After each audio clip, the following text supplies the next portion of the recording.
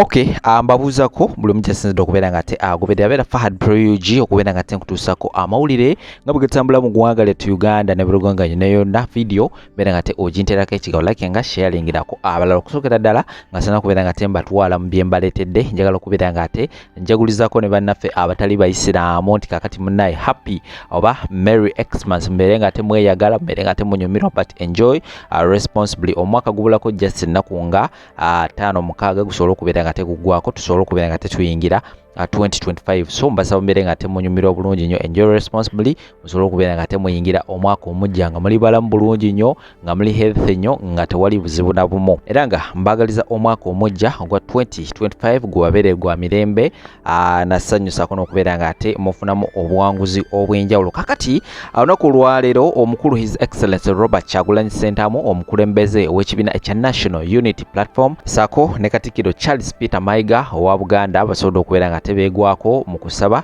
okwa Christmas. Kibadde kimanyikiddwa nti waliwo engeri y'embiranyi saidi zombi nga saidi eno tekwatagana bulungi nnyo na saidi eno era nga ebyo byonna muzenga mubiraba mu interviews ez'enjawulo. Olunaku olwaleero basobodde okubeera nga tebeegwako awo mu kusaba naye nera ekintu kyesobodde okubeera nga tenneetegereza ndabye Katemba ekyamazima ndabye Katemba wabaddewo engeri ya Katemba mu kusaba awo naddala walinga okusaba kumaze okubeera nga tekuggwa badde bali mu kubeera nga tebeekubya ebifaananyi nga abantu b'enjawulo basobodde okubeera nga tebavaako ku stage abantu nabeera nga ate bakenderakokko saidi eno wabaddewo Bobi Wine saidi eri nga waliyo Katikkiro naye nga nkugambye buli omu tayagala kubeera nga ate atunuulira munne Katikkiro nga wadde eri Bobi Wine nga wadde eri nkugambye ngono wadde eri naye finally abamaze ne babeera nga ate basisinkanya amaaso era ne babeera nga ate beebuuzaako ne basobola okubeera nga ate beekubyeko ne ku bifaananyi awo era basobodde okubanko ebigambo basobodde okubeera nga tebeegeyageyamuko era ngenda kubeera nga tekuteramu video awo osobola okubeera nga te olaba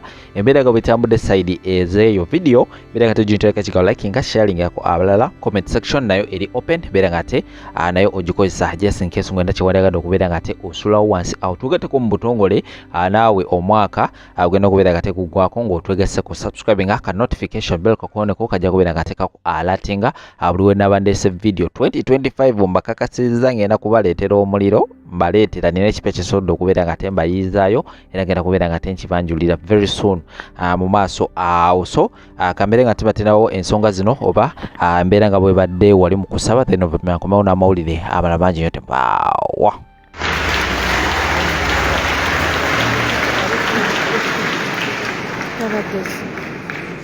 Neyazege mukadde waffe Ssaabasumba mukadde waffe Mpaka wa Paapa Ssebo Cathedral Administrator wamu n'abasaseredoti mwenna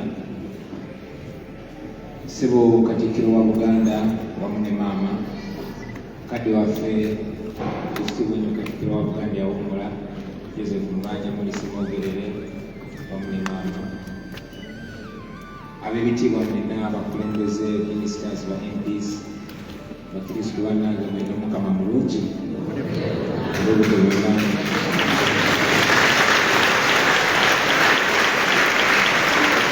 obubaka babutuwadde bungi nnyo era nkakasa n'obulala bagenda butuwa twesonze bwa Ssaabasajja nkakasa nti Oweekitiibwa Katikkiro agenda butuwa naye tenfunye omukisa nange mu dakiika emu njagadde okufuna omukisa okubaagaliza ssekukulu ennungi n'obbayo zaayo z'okutuuka ku mazaalibwa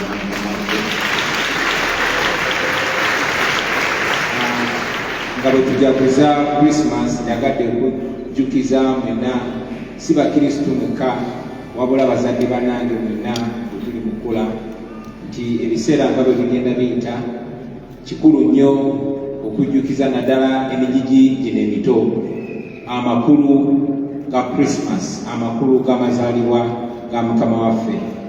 Tuli mu nsi revolutionarizing egenda ekyuka ku sipiidi ey'ekika ekyawaggulu. Ffe bwe twali tukula nga buli bubaka ne bwe ziba nnyimba za Christmas nga twakulira ku nnyimba za Fire Lutaaya naye nga ne bw'aba ayimba anyumya olugero lwa Christmas Mukama waffe Yesu Kristo nga bwe yazaalibwa nga ne messages zonna ziyitira mu layini eyo naye bwe tugenze tukulaakulana nga n'ensi ekyuka n'ennyingi ya Christmas egenze ejabuluka mu bitundu bingi nnyo okugeza nze mbadde mpuliriza nnyo ennyimba abaana bange ze bawuliriza Christmas. Nali shocked nga olumu ku nnyimba ze basinga okuwuliriza ng'oli ayimba last Christmas somebody broke my heart. Ningamba Christmas ki abaana gye bayiga. So kikulu nnyo okugenda maaso nga tu impartinga the value of Christmas. Naddala abato ne bamanya nti Christmas si kugula buguzi bwerupya oba kucakala bucakazi, wabula Christmas kweza bujja na kujjukira omulamwa wa Christmas, kujjukira nti olunaku bwe luti emyaka ekisuka mu 12 eziyise Mukama waffe Yesu Kristo yazaalibwa, era ne tumakinga sure nti tujjukiriziganya buli mwaka olunaku nga luno Omukama n'aba ng'azaalibwa mu ffe emyoyo gyaffe ne tuba nga tweza obujja. Mpozi n'ekisembayo tujaguza Christmas ffenna olwaleero olunaku olusinga okuba essanyu. Naye wakati mu kujaguza tulina mikwano gyaffe mingi nnyo abali mu makomera nga baasibwa awatali musango. Nsabye nti tubase mu ssaala zaffe, tubasabire Omukama ayongere okubagumya, abongere essuubi, ate Omukama akwate ne ku mitima gy'abo ababa basiba, agigonze basobole okubbata beeyongere mu famire zaabwe. Baagaliza Christmas ennungi n'omwaka omujja gubabeere ebitugaana.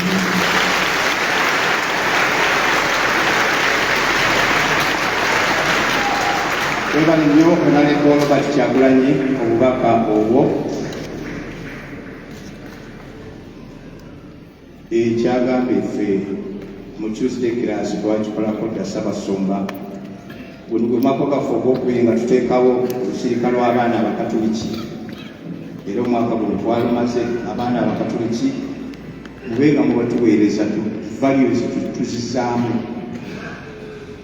Ffe twakikozeeko bye twabadde nabo era buli mwaka tutegeka. Neebaza nnyo chairperson wa Tuesday class Omwami Bahati okuteekateeka ensonga eyo. Mbadde njagala kusaba Ssaabakristo, mbadde kusaba oyimirire owubire ku bantu Emily Kitto, bawubireko Ssaabakristo w'essaza ali naffe wano, bawubireko era waliwo bamembaasi b'olukiiko lw'essaza nammwe muyimire tweyanzeege. Ssaabasumba, ettaka bwe tuyimiridde lyatuweebwa Obwakabaka bwa Buganda. Awo nno Oweekitiibwa Charles Peter Mayiga n'obuwombeefu okusaba ejjo otuwe obubaka bw'Amagulu Nnyondo.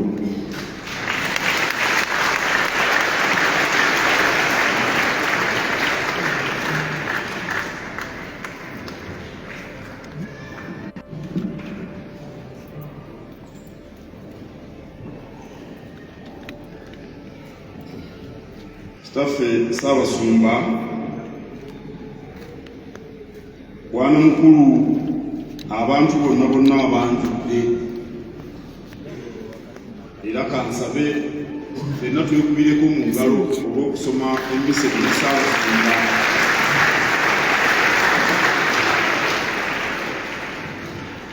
Kyokka mbadde ndudde okusoma emmisa n'emukoddomi wange Robert Kyagulanyi Ssentamu.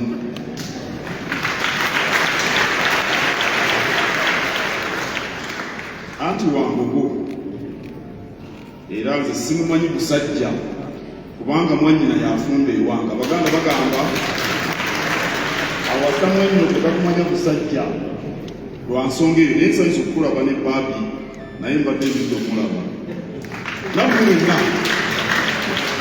Naye Oweekitiibwa Muyingo naye mukoddomi wange tamumanyi musajja kuba mwannyina ze yamufumbira. Awo nno bwebityo bye bitambula ebyaffe ebyawano ebya Buganda. Mbalamusizza nnyo era neebaza Ssaabasumba okutukulembera era weebale okututuusaako obubaka bwa Kalidinaali. Tusanyuse nnyo, tusanyukidde ddala. Ennaku z'omwezi 3 omwezi ogwa nga nnaku z'omwezi 3 omwezi guno Ssaabasajja Kabaka yantuma ewa Ssaabasumba kumutwalira obubaka obumuyozaayoza olw'emyaka 3 eby'obwa Kalidinaali. Era Ssaabasumba abagambe ekibala kye nabayigiriza kuba ngalo buli kaseera obugalo ne pulezidenti wa Cathedral Foundation ng'alabadde atusaba nsabe kale natwala obubaka bwa Ssaabasajja wa kalidinaali obw'emyaka 3 egy'obwa kalidinaali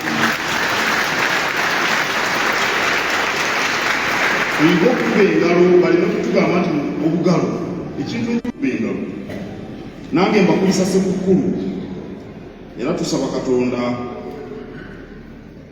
Ssekukkulu eno etuleetere essanyu eddembe n'essuubi nga bwe tuwulidde Ssaabasumba atuusaako obubaka. Ssaabasajja Kabaka yatuwadde obubaka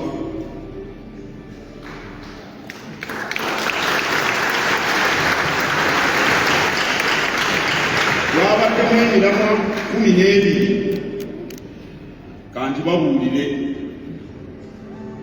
anti addingana amawolu kubanga tusa mwabuulidde yasoose n'atugamba nti obulamu bwe bwongera okutereera ne yeebaza Katonda.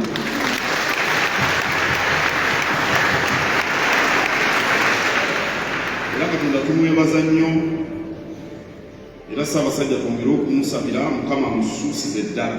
Yatugambye tuleme kugwamu ssuubi ku ludda olwo. Omulamu gw'okubiri gwabadde buvumu.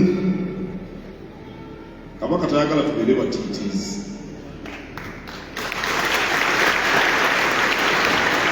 Uganda agamba nti ekiri atabaala kyekirya n'asigadde kabaagendanga okutabaala omutiitiizi asigala waka.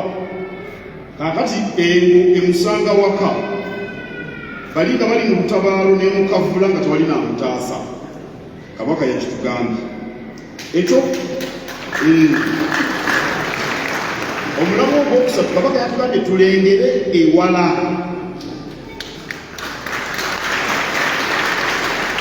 Abantu abamu ebintu babikomya ku nguluwa. Tulina okulengera ebiri ewala ne tubyetangira kyabagamba. Omulamu ogwokuna obutava ku mulamwa. Abantu ba Buganda temuva ku mulamwa. Omulamu ogwokutaano gwabadde ku bavubuka okusookanga okwebuuza ku bantu abakulu nga temunnaba kukola ebinaabaleetera akabasa. Abavubuka bwe basingawo obungi engalo muzikuba enzuulira. Omulamu ogwokutaano oba gwa mukaaga okunyweza ennono zaffe tuleme kuzunguwala watali nsonga. Abantu tebakyasobola kwogera Luganda nga Baganda ggere boogera Lungereza. Ssaabasumba n'abali wano bangi benda baka abaana boogera mu Lungereza. Okunyweza ennono zaffe ekineewuunyisa nga Dokita Jeeri bw'abadde ayogerawo bwe batuuka ku Katikkiro ng'ava mu Luzungu gadda mu Luganda naffe ab'emmwe mu Luzungu tulumanyi. Bw'oba oyogedde Lungereza yogera Luzungu n'ab'emmwe bajja kukutegeera. Bw'olabanga waliwo obwetaavu bw'okwogera Oluganda luugere. So si kugamba Honorable Minister bonna Oweekitiibwa Katikkiro tusanyusa okulaba ye Katikkiro Luzungu taluwulira. Omulamwa ndowooza oba gwa musanvu oba gwa mukaaga gwa musanvu. Ssaabasajja yennyamidde olwa Paalamenti okubeeramu embirigo ebikonde n'okuwogola emba.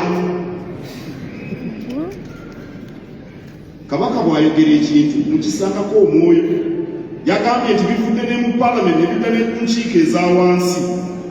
Tubadde tulaba abakesisi nga bagwangana mu bulabu n'abalala mu nkiiko eyo e Masaka. Ssaabasajja yakitulabuddeko.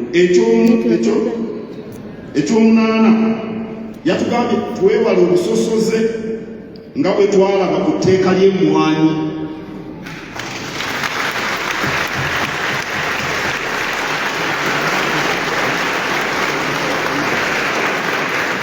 Etteeka teriba bbi kubanga alireese Muganda.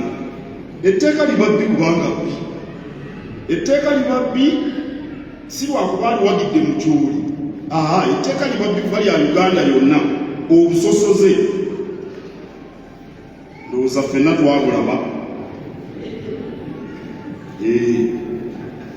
kabaka teyatugamba mwagalani omulala bababulira ekyomwenda kabaka yatugambye tukulonda kutuuse naye tulonda abantu abategeera ensonga za Buganda semasonga 5.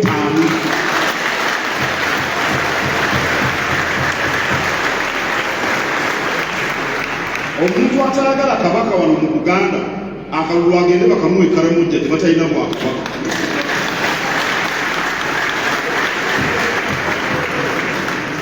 Yagambye abananyweza ensonga zaffe ez'obwakabaka nga tuli wamu ne Uganda. Twagala nnyo Uganda bwe wabaayo akyerabidde.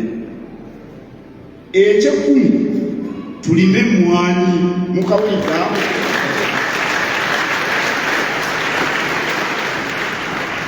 Saabasumba ebigo byatwala ebisinga biri mu kibuga.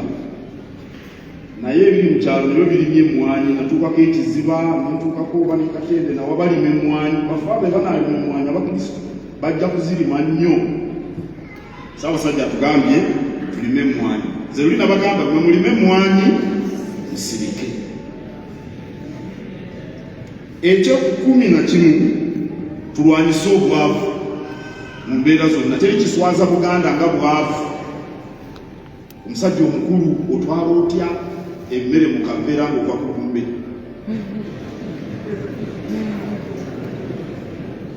Nga weddira mutima ne bakusanga n'akaveera mulimu ennyama ova ku mukolo kiba ku bwavu kubanga teri kireeta njala nga bwavu. Tulwanyisa obwavu. Eky'ekkumi n'ebiri Ssaabasajja yatugambye tuyige okwawula ekituufu ku kikyamu.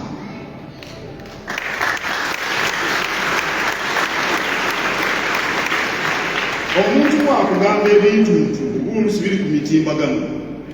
Nali Eswatini waliyo obwakabaka abantu ne bajja ne bagamba gw'omutwe ogugwo gwalazeewa. Oli bwakugamba ekintu naawe n'okigenderako gw'omutwe ogugwo wagwazise gundi ono muloddokanyi. Bagamba batya ekintu ekiragwa n'ayonka nti kikyamu n'olanduka nakyo ne kikumalako n'emirembe. Okwawula ekituufu ku kikyamu n'okuwangula obulamu nno kyetaaga ekyo. Abantu basalawo ebintu ebifu bagenda okukitegeera nga beekoonye bakudde mu kinnya. Obubaka bwa kabaka mubuwulidde enyigo 12.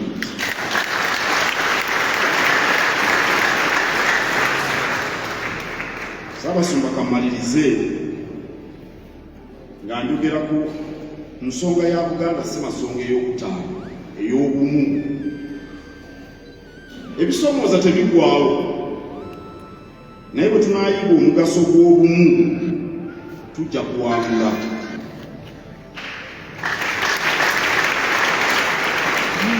Singa ffenna abali wano tuba bumu mu bitwawula ebitali bimu, obuwanguzi mu byonna tujja kubutuukako. Wano ndabye mmeeya w'e Makindye Haji Mulyannyama Ali Mulyannyama si mulwanyammuli. Omwanduzi yamuyise mulwanyammuli ye Mulyannyama Ali, musajja wa butiko, omusajja musiraamu. Era sirowooza nti enkya bagenda kumubatiza. Naye yazze okulaga obumu ng'ossa ekitiibwa mu banno kye bakkiririzaamu obwobumu.